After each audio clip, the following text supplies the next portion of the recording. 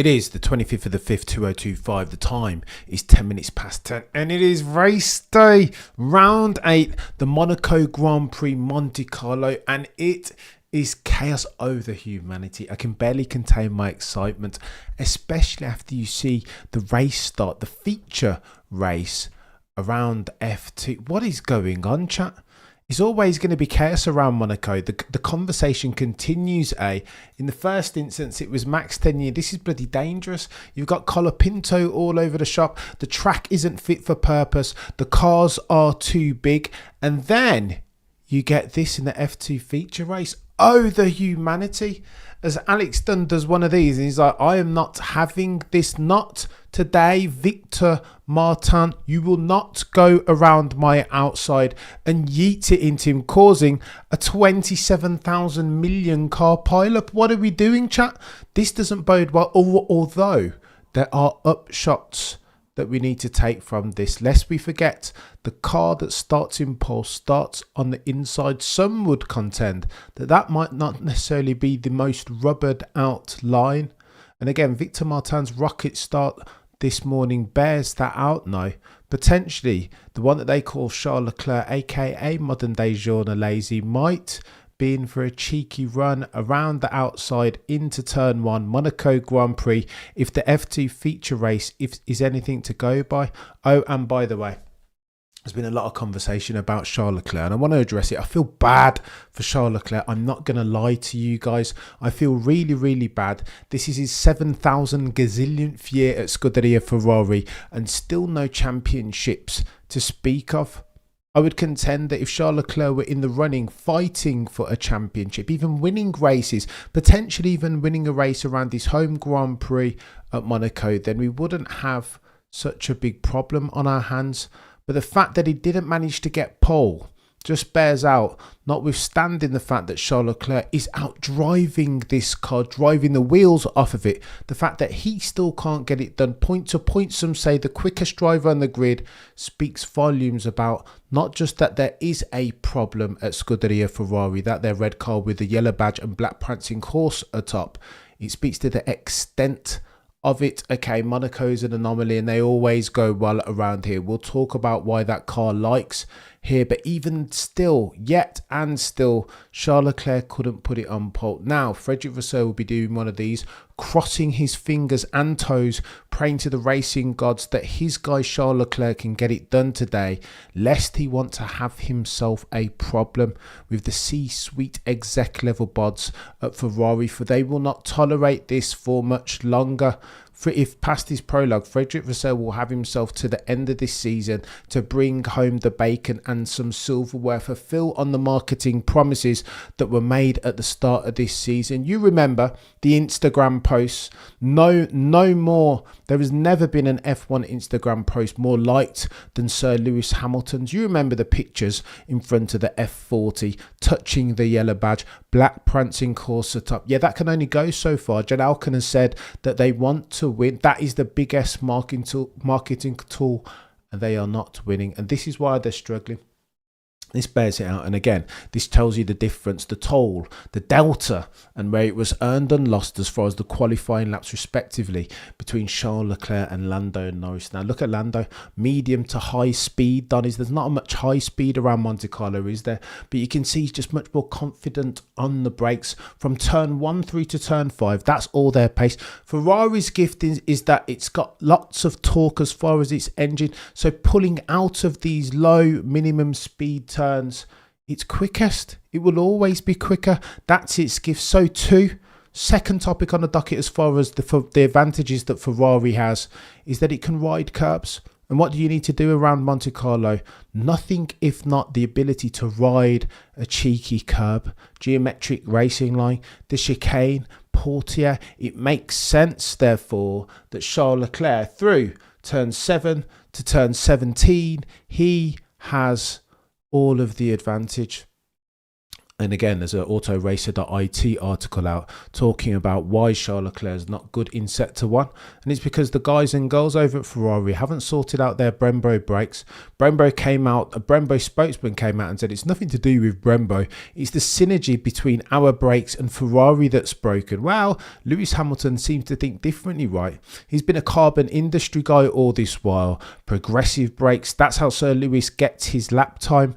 Missed the last of the late breakers, Harry Flatters settings. Around here though, these guys, the Ferrari buds, Charles Leclerc and Sir Lewis Hamilton, whenever it was time to get on the brakes hard through sector one, they were losing time to Lando et al. And I would contend that this might be a bit of a problem for Ferrari going forward. If I'm being honest, they need to fix for this now. They had a big opportunity around here, because don't get it twisted, round 9 when we were at Spain and it's medium to high speed again, Ferrari have no chance, because again their foibles and multitudinous travails of the aerodynamic and mechanical variety will come to the surface. They can't run the car low enough at the back because of their lack of rigidity even in their suspension. That's what Lewis has been complaining about. This is ground effect for Pete's sake. You need to run the cars as low as possible, therefore, to optimise for the downforce, 70% of which comes from the Venturi tunnels. They can't do it. Excessive plank wear, China Grand Prix this year, you'll recall. And that's why I think they have themselves a really big problem. Let me tell you who else has a problem. Our Lord and Saviour, Maximilian Verstappen. Oh, the humanity. What's going on there? I read an article this morning talking about Max and Red Bull specifically, that it seems like they did the inverse performance curve. Every time they get to, I don't know, a Saudi Arabia or a Miami, it appears that in FP1, 2 and 3, they are nowhere. Zero performance, that they're trying things out, tinkering with setups, and you see nothing. And then all of a sudden that RB21 wakes up and becomes alive in Q3. It's weird almost. You could be forgiven even for accusing Red Bull of sandbagging. This race weekend at Monaco though, they look good, didn't they? Max Verstappen put on them their yellow walled compound tyres even, and he looked brilliant. This looked like Imola again. Lance Stroll and Fernando Alonso, this looked like George Russell at Imola. Was Maximilian Verstappen going to take pole on them their medium compound tyres? Potentially, on the evidence of free practice. And then all of a sudden qualifying came, and that RB21 showed itself, its true self, that it couldn't do several things that you need to do around Monaco if indeed you're going to drop it on pole. And they look like this. Curbs. Max said, my car just doesn't ride curbs. The suspension is far too stiff, far too rigid. The antithesis to what Scuderia Ferrari are experiencing at the altar of their SF25. So too, the road is contoured. You see them come out of a matinee and veer to the side with a view to get a flatter, quicker, less contoured piece of road. Monaco is a road, for peace sake, more than it is a track. Civilians go around there every time, like 51 weeks per year, right? And that will never help the RB21. It is anti-dive and anti-squat setup in extremis. Therefore, Adrian will always build himself a car where the suspension is super stiff. That car does not like it around Monaco. And then, what's the other travail? Of course, the fact that it understeers around low minimum speed turns. It's Casino, it's Portier, to back chicane, it's Rascasse. There's only so much that Maximilian Verstappen can do, as brilliant as that dude is as a peddler. Bottom line is this: oldest truism in F1 history, if you do not have the car, then there is only so much you can do for so long. Tom Clarkson said it about Maximilian Verstappen recently, right? That he's been brilliant. Some of those poles, there is no way that he should be able to do that. Not if he's human, of course. Suzuka didn't make any sense, for ostensibly he didn't have the quickest car around there yet, and still he gets it done at the altar of the other bod's mistakes. Mentioned no names, Lando Norris, and then in particular Oscar Piastri. But there's only so much times you can do that, right? You can't be the difference each and every single time, particularly if the likes of Lando Norris are no longer making mistakes, trending those errors of the unforced variety down to zero. And here's why that's significant, chap. You've heard friend of the channel Peter D. Windsor begging Lando Norris to come off of social media. Dustin from Stranger Things has done that between this Grand Prix and last. Continuous improvement tick. Mark Hughes writes an article over at Motorsport magazine, and he says that the demeanor of Lando Norris, per the accredited journos who have interviewed him in person, is, and I quote, zen-like. This is a difference then from Lando Norris. No longer is he laughy jokey. No longer is it Mr. Self-deprecating. No longer, per the Monaco Grand Prix, is it Mr. Glass half empty. It needs to be going forward glass half full settings from Lando Norris. Get yourself in with the sports psychologist. Why? Because there is advantage and so lap time in that. And it feels like now, contrary to what I've been saying all the while, that Lando Norris has been sufficiently humbled to take some advice at the altar of durable competitive advantage and therefore lap time. I would contend that there was a circumstance in Q2, right? We said it in real time during the stream, that the gap in Q2, the red flag circumstance by dint of the Mercedes boys, George Russell breaking down in a tunnel and then Kimi Antonelli coming out of the chicane, that those breaks would have helped Lando Norris more than the rest compose himself, regain his zen. I would argue, and again, we're playing hypothetical games, potentially if we don't have that gap, maybe Lando doesn't go and put it on pole. Maybe it's Mr. Mistakes, Mr. Errors of the unforced variety again. Maybe. Issue is with this, as far as Formula One's concerned, we will never know. All down to Lando Norris in a couple of hours' time to see whether he can do what he hasn't done over the past, 12 months with any sort of frequency. That is, of course, consolidate for a pole position, unlike the one that they call Alex Dunn did Victor Martins going into F2 feature race. Here's hoping Lando Norris. And by the way, as we round third base, Turtle W, an absolute legend. Michael, God tier. Max, as always. Let me tell you about this as well. This is really, really important. I need to show you rather than just talk about it. Have a look at this.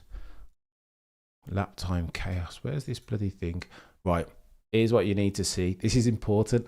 The FIA, in conjunction with Pirelli, normally release this pictorial, this publication, explaining and detailing the quickest way to traverse your way through the Grand Prix and how long they're expecting each of these tyre sets available over the course of the Grand Prix. 78 laps, by the way. Remember, a mandated 2 stops, meaning they use 3 sets of tyres. Here's what they put out today, chat. 3 different sets of tyres in Monaco with all compounds in play.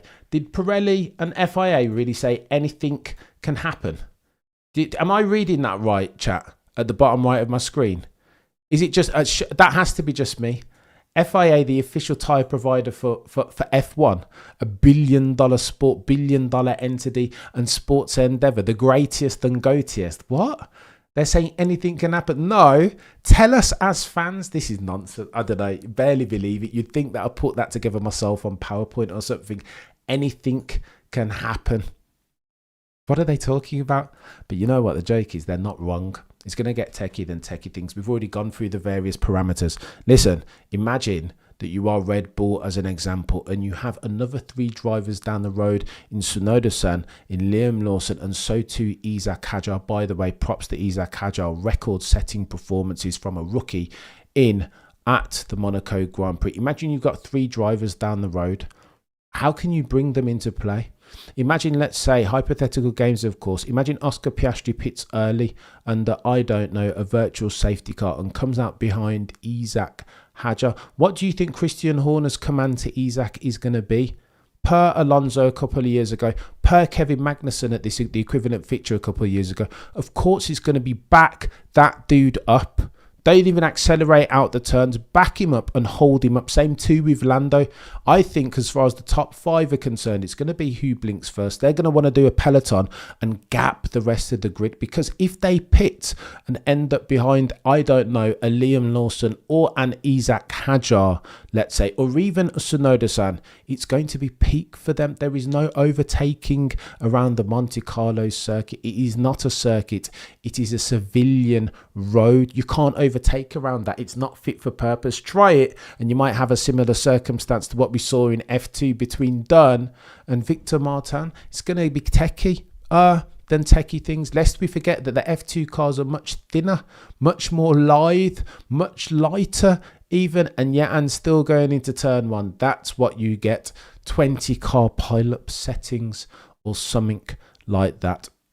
It's going to be chaotic. The mandated 2-stop is going to be chaos. There will be some drivers that come and look to get their pit stops out the way early. Lap 1 and lap 2, just like Alex Albon did a couple cycles ago at Australia. Do you remember we went long and then just pitted so he didn't get punished? Marshawn Lynch settings. I'm just here so I don't get fined. Gonna get techie. And then what happens, by the way, chat, Worthy keeping this front and centre of mind. What happens if they don't do 3 stops or 2 stops even? What happens if they just 1 stop and then build a 35-second gap between them and the person behind them with a view to offset the 30-second penalty?